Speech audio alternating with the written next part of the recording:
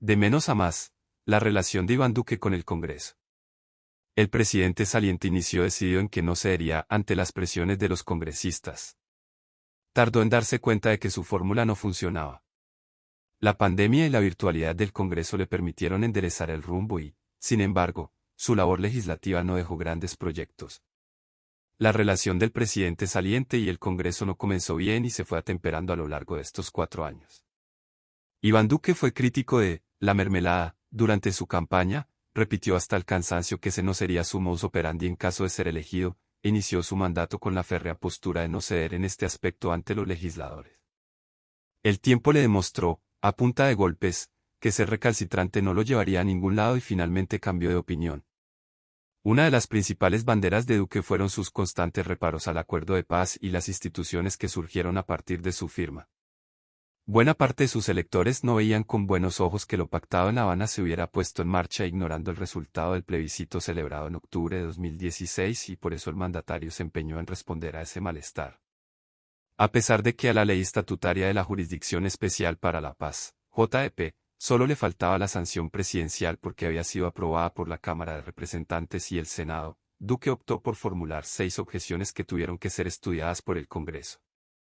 De nada sirvió que a su gobierno se hubieran sumado la mayoría de los partidos, ni que la bancada del suyo, el Centro Democrático, fuera la más numerosa, porque la derrota terminó siendo contundente.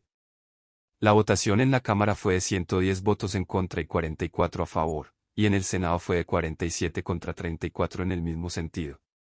El fracaso era claro. Sin embargo, el presidente y su partido intentaron buscarle el quiebre a su caída y argumentaron que en el Senado no se alcanzó la mayoría calificada, la mitad más 1, para que el rechazo de las objeciones fuera un hecho. El asunto llegó hasta la Corte Constitucional que desestimó este argumento y Duque volvió a perder. Para la persecución de este fallido propósito destinó su primer año de gobierno. Iván Duque arrancó su gestión frotándole su victoria en la cara a los partidos independientes y a la oposición despotricando de los logros y los avances del gobierno anterior, buscando tirar por la borda la relación transaccional entre el Ejecutivo y Legislativo, y modificando el acuerdo de paz, señaló Sergio Guzmán, director y cofundador de la firma Colombia Risk Análisis. El presidente no dio juego a los partidos en su gabinete ministerial en su primer año y pagó un precio alto en el Congreso.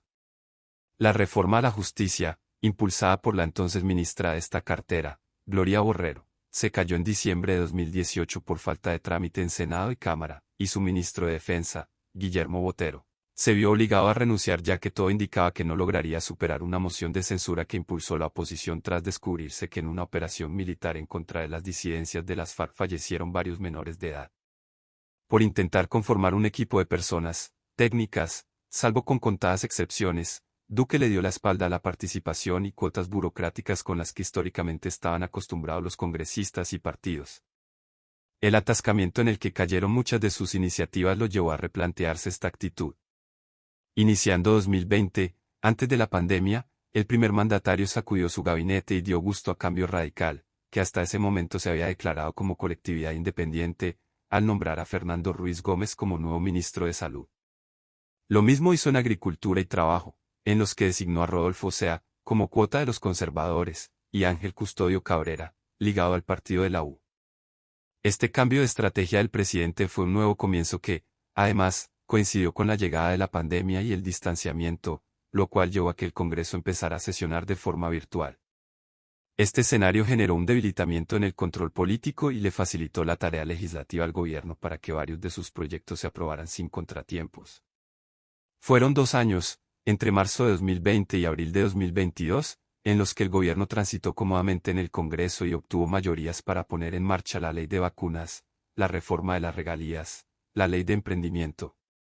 Logró también obtener los apoyos para aprobar iniciativas polémicas como la cadena perpetua para abusadores de menores de edad, que terminó cayéndose en la Corte, y la reforma a la Procuraduría que creó 1.200 nuevos cargos en la institución. Si bien esta última no fue de autoría del gobierno sino del Ministerio Público, contó con la bendición del jefe de Estado. Adicionalmente, Duque declaró la emergencia económica, lo que le permitió expedir decretos con fuerza de ley y no tener que lidiar con los congresistas. Quizás su único traspiés en este lapso fue la fallida reforma tributaria de 2021, que desencadenó un estallido social y ocasionó la renuncia de Alberto Carrasquilla como ministro de Hacienda. A solo unas pocas semanas de su salida, el presidente Iván Duque tiene que ver cómo su coalición de gobierno hoy está apoyando a su principal opositor. Por un lado, los congresistas siempre sirven al mejor postor, pero, por otro, el presidente falló en su deseo de consolidar alianzas sólidas. Su loable intención de no ceder ante las presiones burocráticas del Congreso no salió como quería y en parte porque nunca fue visto como el verdadero líder de su bancada, siempre a la sombra del expresidente Álvaro Uribe. El Congreso merece una nota aparte. Si bien Duque no tuvo éxito concertando acuerdos, lo que hace parte del juego de la política, los legisladores tampoco pusieron de su parte. En su inmensa mayoría se enquistaron en posiciones que explican por qué el país cada día confía menos en ellos. Ningún cambio estructural se tramitó en estos 4 años y, en cambio, sí dieron su respaldo al gobierno en asuntos de menor monta que hoy no tienen un impacto real en la calidad de vida de los colombianos. Ni el Ejecutivo ni el Legislativo fueron capaces de adelantar reformas que reflejaran el sentimiento en las calles luego de 3 años de masivas protestas ciudadanas.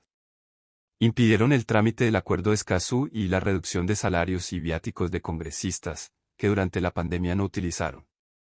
De salida, se han condecorado y felicitado por su excelente gestión cuando las encuestas de favorabilidad sugieren que el presidente, los partidos políticos y el Congreso han perdido legitimidad, advirtió Sergio Guzmán. Con la posesión del nuevo Congreso y su renovación, que posteriormente irá acompañada del inicio del primer gobierno de izquierda en Colombia, crece la expectativa de si los dirigentes políticos estarán a la altura del país. En estos 4 años que pasaron se rajaron. Está por verse si el patrón continúa o, sorpresivamente, se revierte.